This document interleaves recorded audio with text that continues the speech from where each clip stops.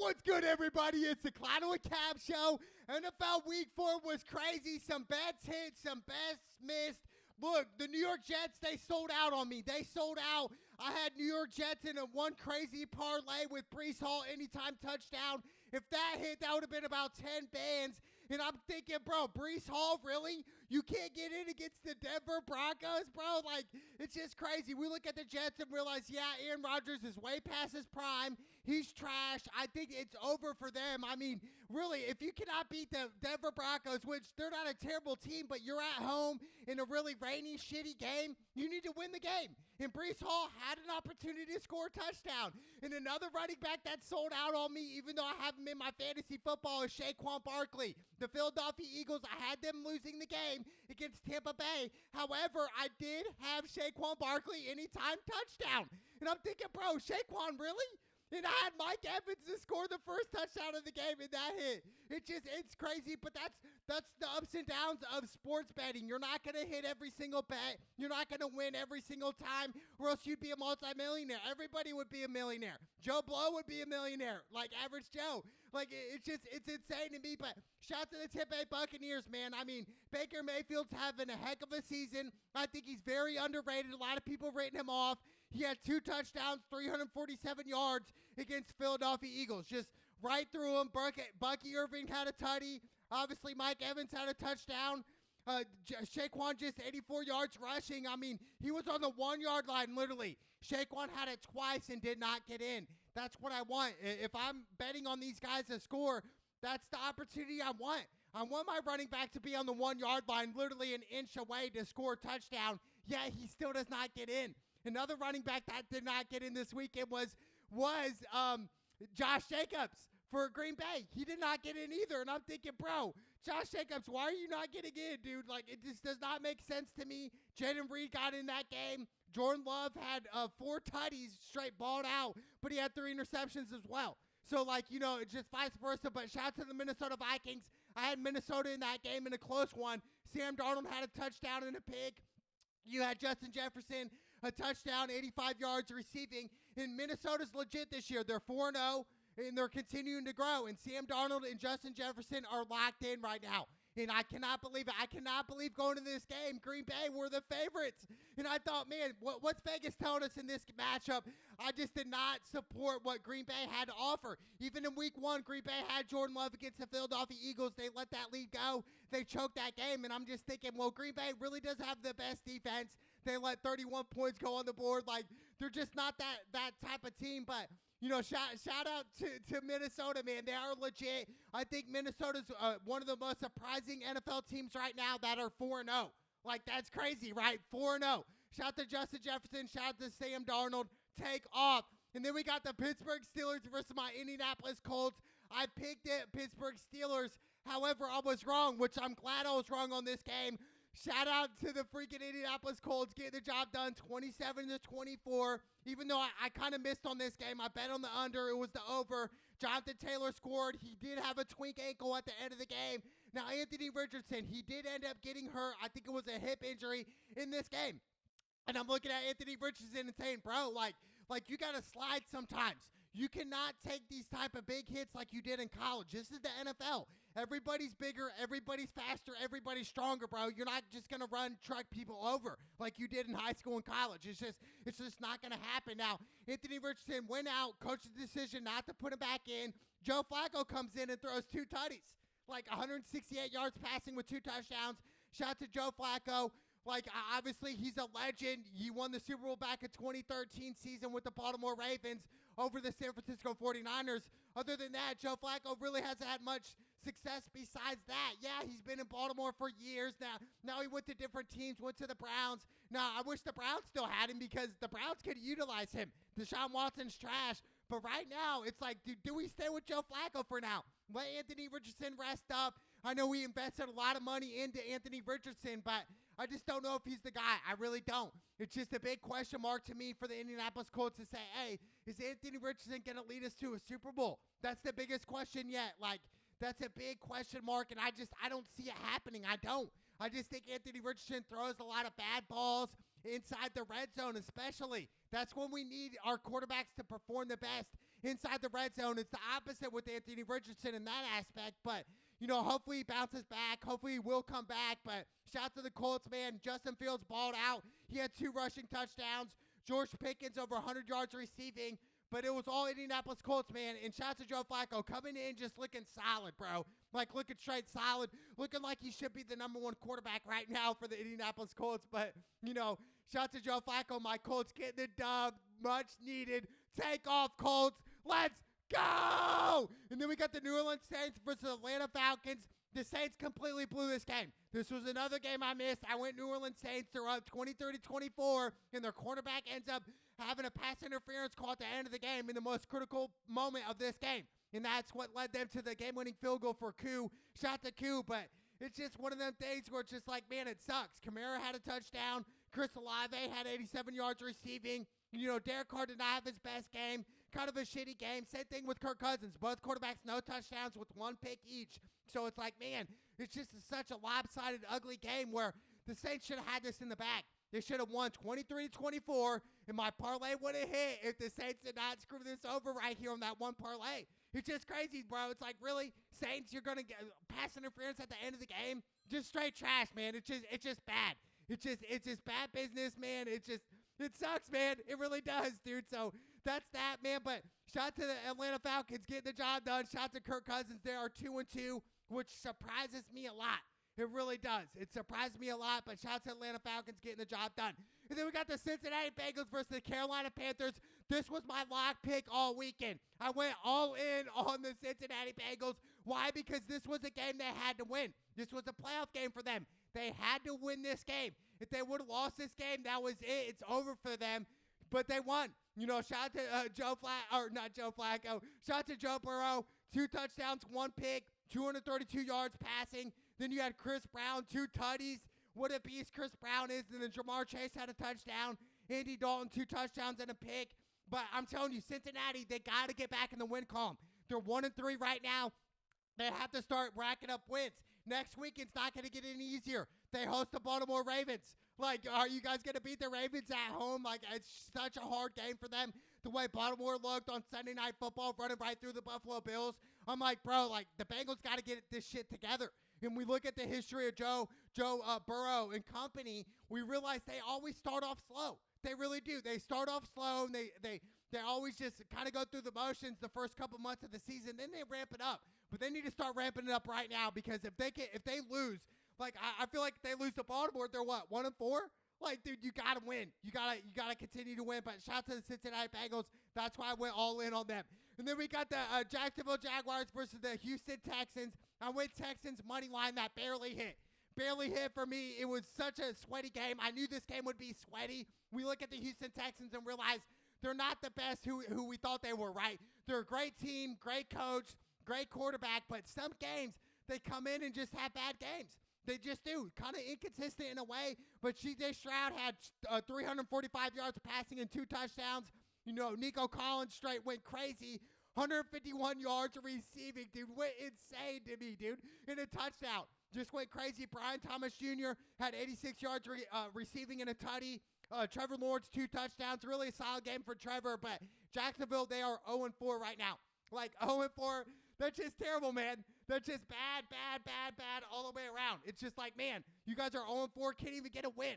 Like, it just sucks, but the Houston Texans at the top of the division, they're 3-1. C.J. Stroud is legit. I wish my Indianapolis Colts would have drafted C.J. Stroud. Like, that's how good and talented this young man is. Like, he's a baller, straight baller, but that bet hits. Thank you, Houston Texans. Money line saved me. Thank you, Houston Texans. And then we got the L.A. Rams versus Chicago Bears. Always iffy on both sides. I ended up going Chicago last second. I was kind of feeling the Rams, but then again, so many injuries. They're battling so many key players out for the Rams where it just made sense for me to go Chicago. Caleb Williams just 1 touchdown. DeAndre Swift had a touchdown. But it's just kind of a slimy, grimy game. Matt Stafford, 0 touchdowns, 1 interception. Kyron Williams had a tutty, 94 yards rushing.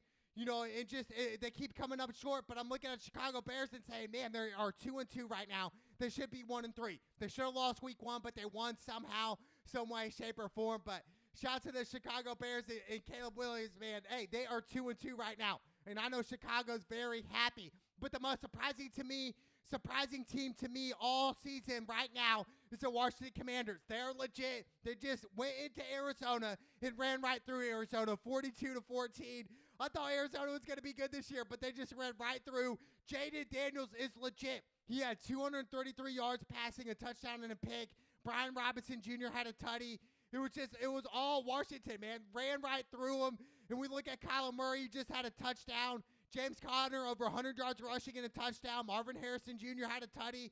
But that's it. It was just James Conner and Marvin Harrison Jr. That's it. Like, other than that, Arizona's defense is trash. They're 1-3. And we look at the Washington Commanders and say, wow, they are 3-1 right now. They play the Browns at home next weekend. They should handle that.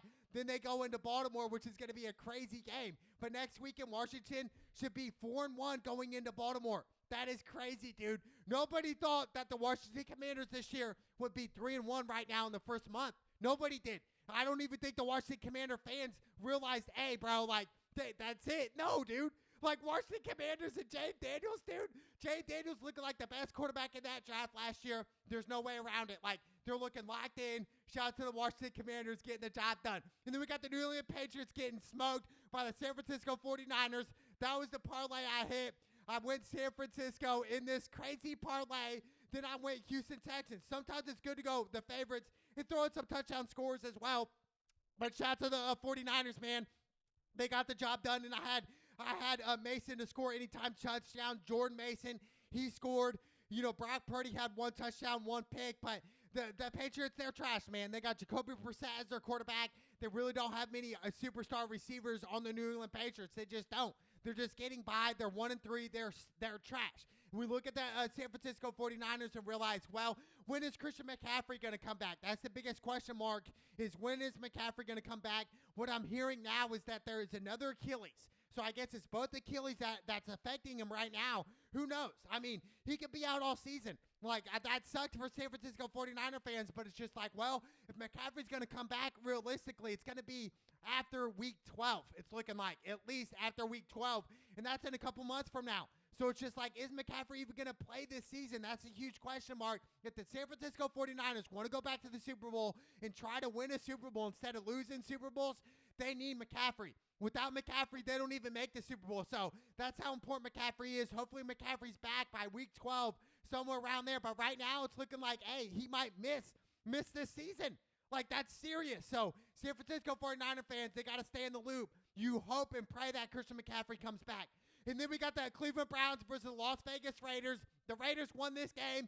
I thought the Browns for sure would win. Well, because the Raiders' key players were out. Like, it's just crazy, man. It's just crazy how the NFL works, but they got the job done.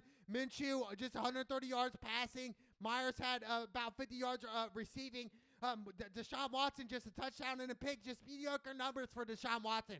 Like, Deshaun Watson's looking terrible, looking like a JV quarterback out there. Just bad all the way around. Judy had 72 yards receiving, but Cleveland Browns lost in a close one. Now, Cleveland is 1-3. They're trash. And we look at the Las Vegas Raiders and say, how are they 2-2 right now? Like, that is crazy to me, man. But shout out to Las Vegas Raiders, man. I can't believe it. And then we got the Kansas City Chiefs winning against the LA Chargers. That surprised me as well. Kansas City 4-0 right now. They're 17-10. And the thing is with Kansas City, the reason they won back-to-back Super Bowls was because of Patrick Mahomes and company and how they would play. They win games no matter what. They win games by passing the ball. They win games by running the ball. They win games by stopping opponents in the red zone. They do so many different things. That's why Kansas City's back-to-back Super Bowl champions. They find different ways to win, and that's what they did this game. They found different ways to win. Kelsey had 89 yards receiving, about time. Justin Herbert had just one touchdown. Ladd McConkey, the rookie, he had a touchdown for the Chargers. But, hey, Kansas City, they're 4-0 right now. They're looking to three-peat, the first team to ever do it. Can Kansas City do it this year? It's a long shot. But obviously right now, sitting at 4-0 in the first month with Xavier Worthy balling out the way he is, they obviously dealing with some injuries. Rashid Rice, who knows how long he's going to be out. I think that's called karma for Rashid Rice, getting a knee injury. Well, if he didn't hit and run, maybe that knee injury never would have happened. Maybe that's God talking to you. I don't know. You just never know. But shout out to Kansas City Chiefs getting the job done, 17-10. And then we got the Sunday Night Football game. Like I said, the Baltimore Ravens ran right through the Buffalo Bills. I was completely wrong on that prediction. I went Buffalo Bills. I went Josh Allen. I thought they would play great, but it was 35-10, and Derrick Henry just ran right through the Buffalo Bills. 199 yards rushing and a tutty. It was just crazy. Lamar Jackson had 2 touchdowns.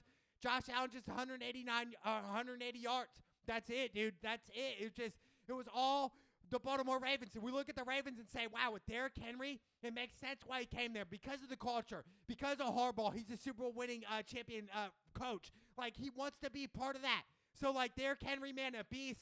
Shout out to the Baltimore Ravens. They're one of the most feared teams in the NFL. Even though they are 2-2 right now, it's crazy, man. Lamar Jackson and company and Derrick Henry, they added different elements to that team. Shout out to the Baltimore Ravens getting a huge victory on Sunday Night Football. And then we had the 2 Monday night games. The Tennessee Titans beat up on the Miami Dolphins. Miami Dolphins, their season is over. Tua being out, it's over. Tyreek Hill's not going to have a great year for fantasy purposes. It's over for Miami Dolphins. That's it, dude. You guys are done.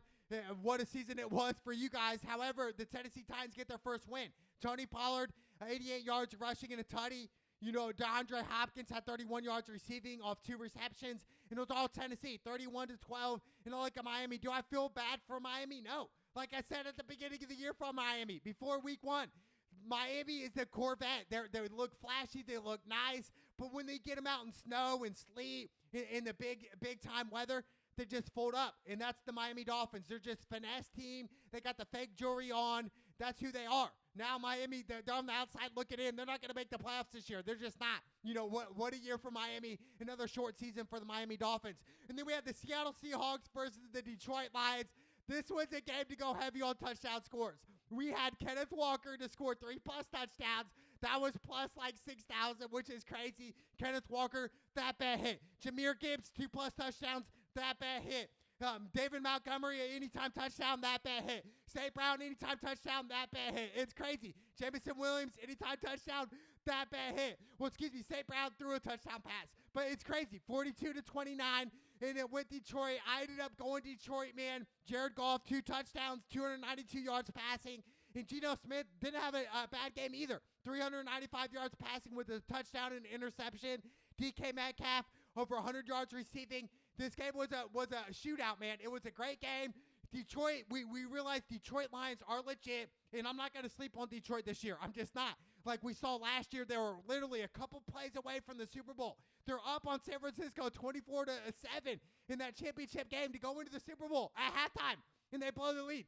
So, like, Detroit Lions are still the Detroit Lions. They're legit, and I cannot wait till next weekend when they go into Dallas and they just run right through the Dallas Cowboys. That's who they are. We understand the Dallas Cowboys are prima donnas. They're all about hype. They're very similar to the Miami Dolphins. They got the fake jewelry, fake flexing. They look good in uniform, but when it comes down to it, to win games, to win Super Bowls, they're not about that life. I cannot wait to that Monday night or that next week's Sunday game, Detroit Lions versus the Dallas Cowboys. It's just going to be great. It's going to be iconic. I can't wait. I just love to see Dallas Cowboys lose.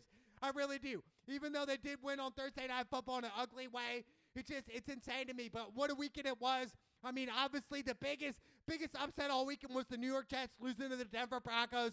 That's unheard of, man. That's just uncalled for. But the biggest team surprise to me overall in this first month is definitely the Washington Commanders and Jayden Daniels. What they've been able to do to be able to go 3-1 right now and just be able to win ways they shouldn't win. I'm telling you right now, Jayden Daniels and Washington Commanders, they have one of the best offenses in the league right now. I cannot wait to see what develops there.